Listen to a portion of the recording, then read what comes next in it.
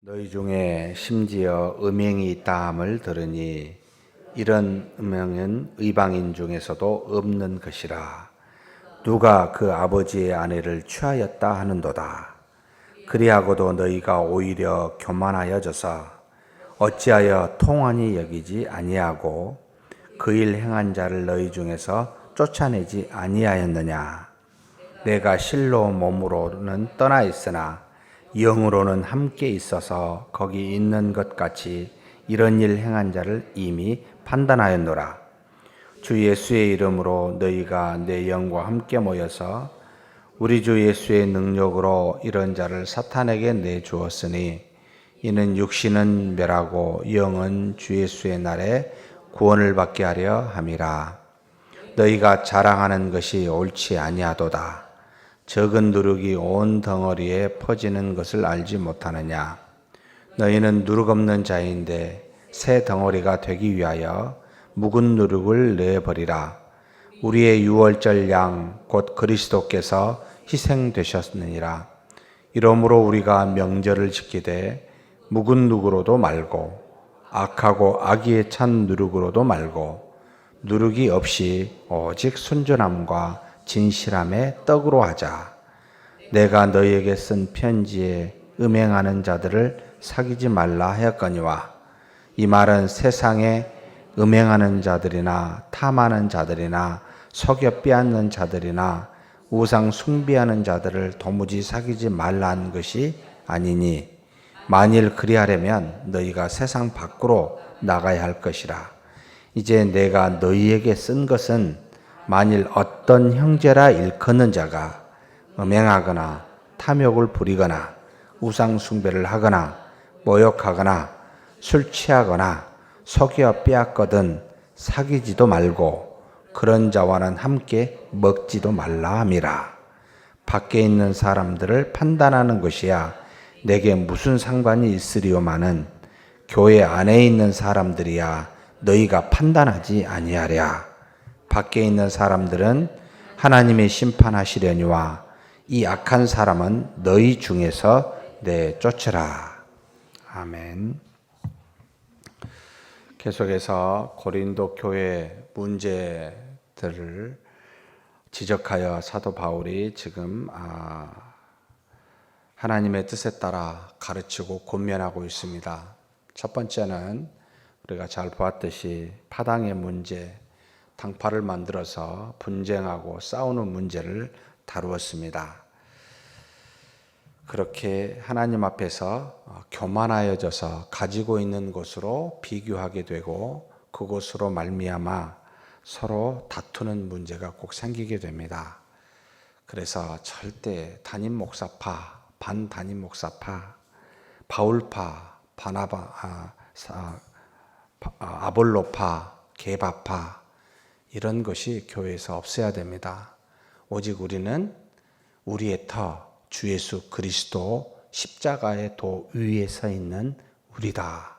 그래서 무엇으로도 사람을 보고 따르거나 사람을 보고 비판하거나 그러지 말고 오직 그리스도의 믿음 위에 서서 나아가자. 그래서 우리에게는 절대 파당이 없어야 됩니다. 두 번째, 바울이 오지 않을 것처럼 우리 사실 어제 3장에 보면 스스로 교만해진 사람들이 있다 이런 표현을 쓰고 있습니다. 하나님의 말씀을 가르쳤는데 이제는 바울이 오지 않다고 생각하여 이렇다 저렇다라고 판단하는 문제들이 그 안에 일어났었습니다.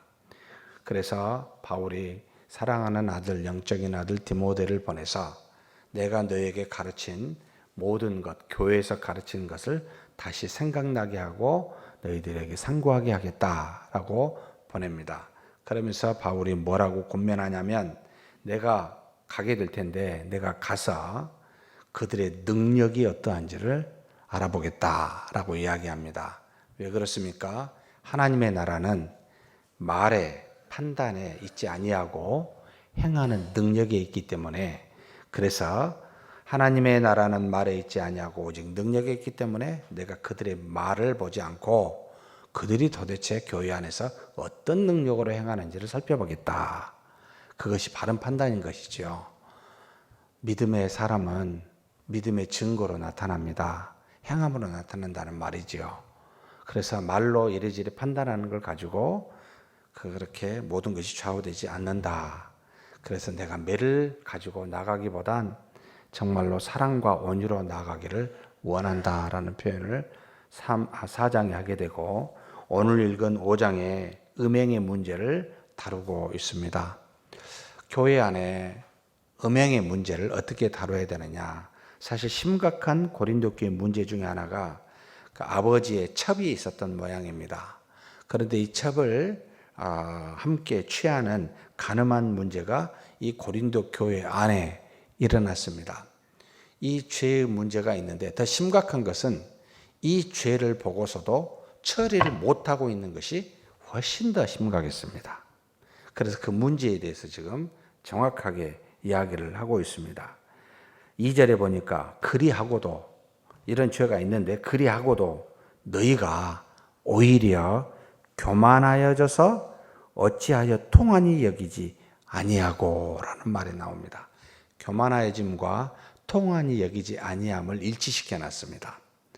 죄를 보고도 돌이키지 아니하는 사람, 또 본인의 죄입니다.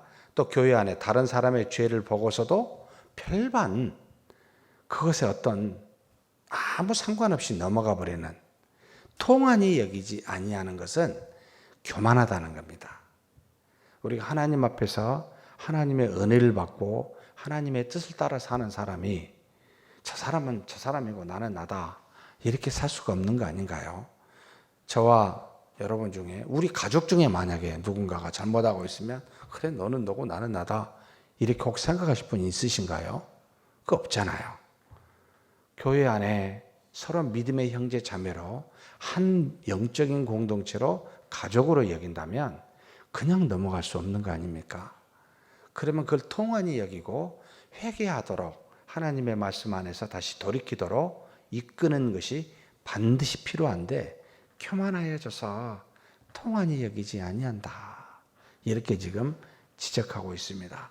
죄를 지은 당사자나 그 죄를 바라보고 있는 믿음의 형제 자매들이나 아무 상관없이 무반응하게 넘어가고 있는 이 고린도 교회의 교만함에 대해서 정말 지적하고 있습니다. 사랑하는 성도 여러분, 우리가 요즘 시대에 더욱더 그러한 모습이 있지 않나라는 생각이 듭니다. 개인의 자유와 인권이 중시 여기면서 그 사람에 관해서 나와 상관없이 만나지만 않으면 돼, 접촉하지 않으면 돼 라고 생각하고 그냥 남의 일로 치부하여 통한이 여기지 아니하고 넘어가게 되면 무슨 일이 일어날까요? 바로 누룩의 비유를 썼습니다. 작은 누룩이 온 떡덩어리에 퍼져서 떡을 부풀게 하지 않습니까? 이 문제는 그 한 사람의 문제로, 그 첩을 취한 이 간음한 자의 한 사람의 문제로 끝나는 것이 아니라 온 덩어리에 죄의 문제가 점점 퍼져서 죄에 대해서 무감각하게 됩니다. 그래서 다른 죄를 지어도 내 자신이나 상대의 교회 안에 거룩한 공동체 안에 어떤 죄를 지어도 그냥 무반응, 무감각하게 넘어가게 되는 문제가 그 다음에 발생하게 됩니다. 그리하면 그 공동체는 점차로 죄가 만연되게 되어 있습니다. 편만하게 되어 있습니다. 그러면서 거룩성과 순수성은 떨어지고 하나님의 말씀은 땅에 떨어지고 업신여김을 받게 되고 이제는 교만함만 높여가게 됩니다. 사람의 도토리 키재기하며 세를 더 많이 가진 자, 직분을 더 많이 가진 자, 더 높은 자, 영향력이 더 많이 있는 자, 이런 것으로 서로 비교하여 완전히 교만이 충만하게 되어 있습니다. 그래서 죄의 문제는 절대로 그냥 넘어가서는 안 됩니다. 마치 우리 몸에 조그만 질병이 오면 전체가 아프듯이 그 질병을 해결하지 아니하면, 그 환부에 뭔가를 치료하지 아니하면 전체 몸이 아파 누울 수밖에 없듯이 교회라는 공동체 안에 이 죄의 문제를 그대로 두고 가면 여러분 심각하게 전체의 교회가 병들어 아프게 됩니다. 이것을 각별히 조심하셔야 됩니다. 그래서 우리는 반드시 두 가지를 살펴야 됩니다. 내 자신을 먼저 살펴보셔야 됩니다. 하나님 앞에 내가 죄를 지어 다른 문제를 일으키고 있거나 또 다른 형제 자매가 죄를 지어 그 문제를 바라보고 있거나 이 두 가지를 다 살피는 지혜가 있어야 됩니다. 그래서 이 문제를 어떻게 해결할 것인가 라고 고민해야 됩니다. 어떻게 해결해야 되겠습니까? 일단 하나님께서 이런 사람에게는 4절에 보니까 주 예수의 이름으로 너희가 내 영과 함께 모여서 우리 주 예수의 능력으로 이런 자를 사탄에게 내주었으니 이는 육신은 멸하고 영은 주 예수의 날에 구원을 받게 하려 함이라. 굉장히 4절이 어려운 표현입니다만 이렇게 해석하는 것이 좋을 듯 싶습니다. 주 예수 이름 안에서 모인 너희들과 우리 주 예수의 능력과 함께한 나의 영은, 이게 이제 원어로 풀어 쓴 표현입니다만 여러분과 나는 그리스도 안에 있고 그리고 성령의 능력으로 함께하고 있는 사람이지 않느냐라고 먼저 전제를 하고 그 다음에 5절을 표현합니다. 이렇게 죄를 지은 사람들은 사탄에게 내주었는데 결국은 이런 사람들은 사실 하나님께서 어떻게 하신다고요?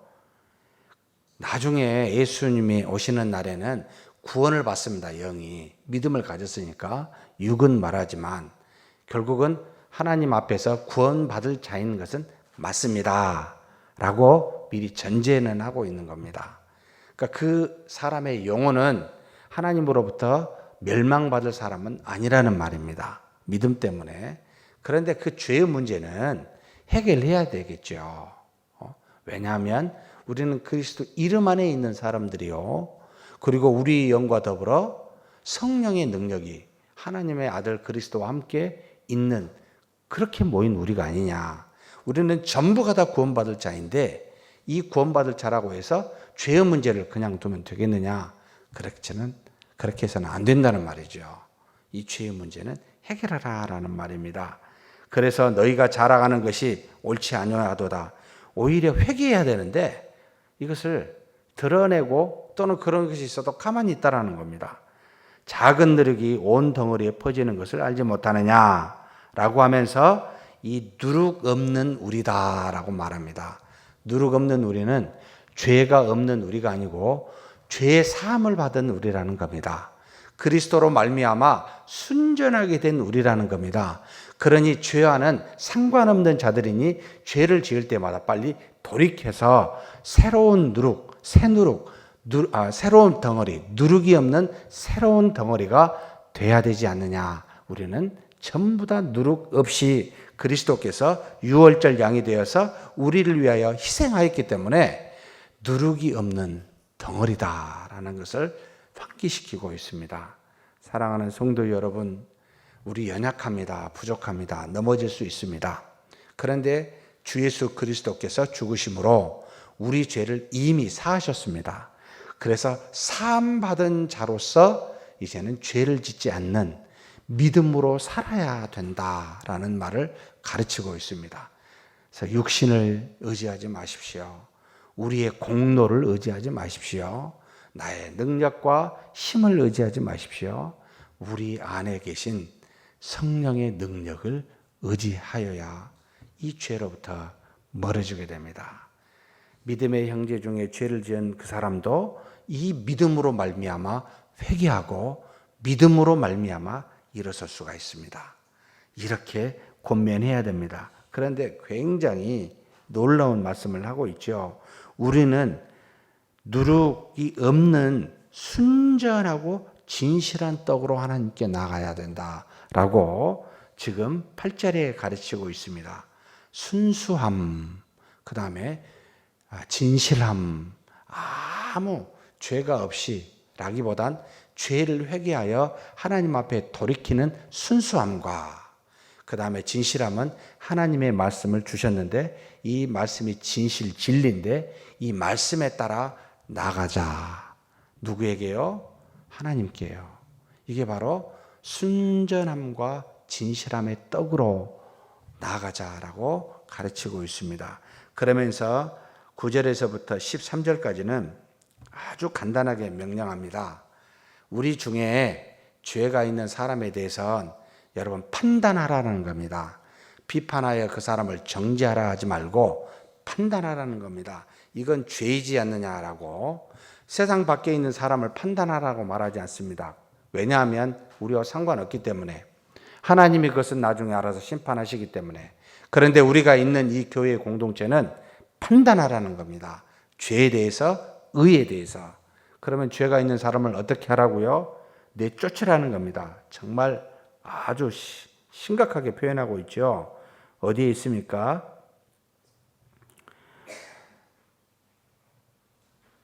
11절부터 쭉 나와 있습니다. 이제 내가 너희에게 쓴 것은 만일 어떤 형제라 일컫는 자가 음행하거나 탐욕을 부리거나 우상숭배를 하거나 모욕하거나 술 취하거나 속여 빼앗거든 뭐하지 말라고요? 사귀지도 말고 또 어떻게 하라고요? 그런 자와는 함께 먹지도 말라. 교회 안에 이와 같은 사람을 보거든 여러분 그 죄가 우리 같은 빵에게 여러분 누룩처럼 전이가 될까봐 조심하라는 겁니다. 그런 사람들을 보거든 돌이켜 회개하면 순전한 사람이 되어 괜찮은데 그렇지 아니하거든 사귀지 마십시오. 우리가 손해봅니다. 피해봅니다. 같이 여러분 식사 밥 먹지 마십시오. 도움이 되지 않습니다. 영향을 받습니다. 그런 사람과 시간 낭비하지 마십시오. 그러나 죄를 지어도 하나님 앞에 회개하여 돌이키는 자와는 하나님이 얼마든지 용서하셨으니 함께 하십시오. 그 죄가 아무리 크다 할지라도 함께 믿음의 형제 자매로 여겨 서로 믿음의 영향력을 주고받는 우리가 되어야 됩니다. 그런데 회개치 아니한 교만한 자들입니다. 회개치 않는다는 말은 여러분 사귀지 마십시오. 계속해서 돌이키지 않습니까? 교회의 질서와 법에 따라 뒤에 나옵니다만 뭐요? 내쫓으라 라고 말합니다. 13절에 밖에 있는 사람들은 하나님이 심판하시려니와 이 악한 사람은 회개치 아니하고 있는 악한 사람이죠. 너희 중에서 어떻게 하라고요? 내쫓으라. 도움이 안 된다는 말입니다. 이리 해야 믿음의 공동체가 거룩하여지고 순수함을 유지할 수가 있습니다. 금묵자흑이라 그러죠. 계속해서 여러분 악한 사람과 함께 있으면 악해집니다. 교만한 자와 함께 있으면 교만해집니다. 여러분 그런 사람을 멀리 하십시오. 우리 자신도 그런 사람이 되지 아니해야 되지만 그런 사람을 보거든 멀리하라. 그리하면 어떤 일이 일어나겠습니까? 여러분 아이가 잘못하면 어떻게 하죠? 그 아이를 버리지 않죠. 매로 때립니다. 내쫓으라는 말은 여러분 그 사람에게 아픔을 주는 겁니다. 잘못을 깨닫게 하는 겁니다. 돌이키게 합니다. 돌이켜서 회개하라는 말이지요. 하나님이 그 사람을 사랑하사 반드시 징계하실 겁니다. 어떤 방식으로든. 그러나 우리도 하나님의 도구가 되어 그 사람이 믿음 안에서 회개토록 징계가 필요합니다. 사귀지 마시고 멀리 하십시오. 그리하여 함께 믿음의 사람으로 순수하게 함께 자라나는 저와 여러분이 되기를 주의 이름으로 축복합니다. 하나님 아버지 감사합니다. 먼저 우리 자신을 돌아봅니다.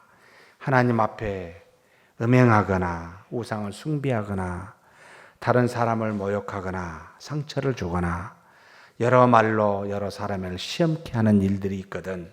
하나님 돌아서서 하나님 앞에 회개하는 우리가 되게 하여 주옵소서. 이 땅에 살면서 그리스도로 말미암아 죄 사함을 받은 자로 아버지 하나님 누르기 없는 새로운 덩어리가 되었는데 다시 옛 습관으로 누르기 우리 안에 들어오지 아니하도록 우리가 경계하게 하시고 우리 중에 이와 같은 자를 발견하거든 사귀지도 말고 함께 떡을 먹지도 아니하는 우리가 되게 하여 주옵소서. 그러나 어떤 죄를 지었든지 간에 하나님 앞에 그리스도를 믿는 믿음으로 나와 회개하거든 더불어 힘써 기도하고 함께 믿음으로 교제하는 우리가 되게 하여 주옵소서. 그래서 하나님, 우리가 모인 우리의 교회가 더욱더 순수하게 하여 주시고 정말로 하나님 앞에서 더욱더 거룩한 믿음의 공동체가 될 수 있도록 역사하여 주시옵소서. 사람에게 사랑과 하나님의 말씀으로 권면하게 하여 주시되 우리가 그와 같은 것이 없다면 멀리할 수 있는 지혜가 있게 하여 주시옵소서. 감사하고 우리 주님 예수님의 이름으로 기도하옵나이다. 아멘.